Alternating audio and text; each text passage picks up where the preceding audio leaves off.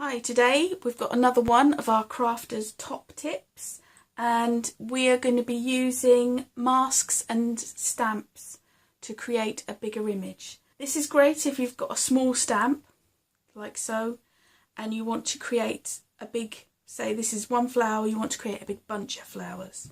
It's also great for creating whole scenes, for instance a tree with a house in the background and then animals in the front.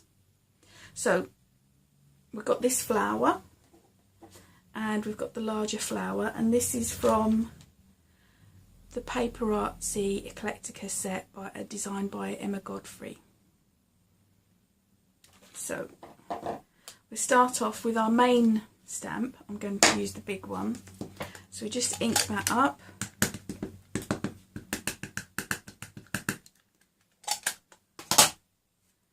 And we put that into the centre.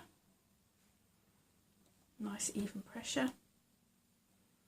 And lift it up. So that design now, I want to do other flowers around it. If I was just to plain stamp it down, obviously the lines would show through, so we mask it off. Now there's a couple of ways of doing this. You can simply stamp onto some plain cartridge paper and then cut them out, or you can stamp onto a sticky note because there's already a little bit of sticky there, so you can create, obviously when you stamp, make sure you stamp on the sticky bit and then you've always got something that you can stick down. But obviously for this one we need the large one, so I've already done that. I've just some scrap paper.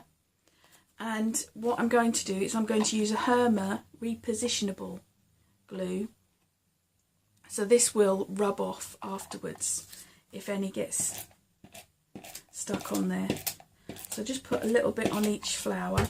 Just take a little bit of the sticky off. And then you can roughly see where the flower goes because of that scribble in the middle. Enables me to put that down.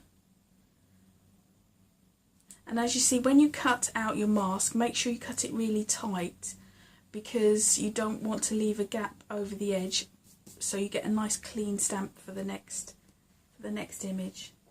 So we've got our small one. I'm going to ink that one up now. And I'm going to stamp it a couple of times around. So we'll put one here, I think. And then obviously re-inking each time. Now there's a little bit missing there, but I can always go over with a pen afterwards.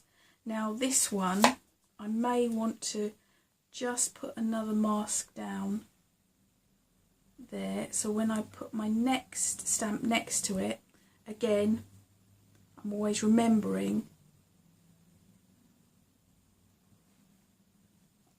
to cover them up. Now it's going to look a mess while you're doing this, but you have to trust me when I say it will work. So with this, you're working the foreground you do first, and then you're working backwards, if that makes sense. So we'll have one here. I mean, this is just for an example, just to show you. So there we go, and as you can see, I'll just lift one up. Can you see? There we go, the flowers are behind. So this is my last one because I also want to create a textured background. So now they're all masked up. I'm going to change ink colour. That was the VersaFine Onyx Black. I'm now going to go for the VersaFine Vintage Sepia because I want to create a background. This is great because you can do it all in one. So I'm using, this is a Stampendous Andy Skinner set. I really like this kind of just scratched surface. It just gives a nice texture for the background. So again, oops, the lid fell off that one. Just ink it up and stamp over the surface. As you can see, there's no defined edges, so you can overlap them without too much bother. You can always put a bit extra in if it looks too gappy. So going all the way around. And as you can see, it's all going to look a bit of a mess, and you might think you made a mistake. But when you remove the masks, you'll be pleasantly surprised. There we go. So I've got my nice scratchy background. Clear all that away.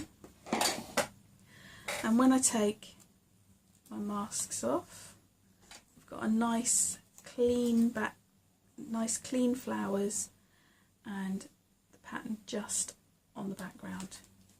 So this is my one with the Herma on it, and as you can see, it sticks down a bit better. Now, to save these, rather than have to cut them out every time, I usually, on my packet, I will stick them down and then keep them for future use, because these can be used multiple times. So there we go, that's stamping with masks.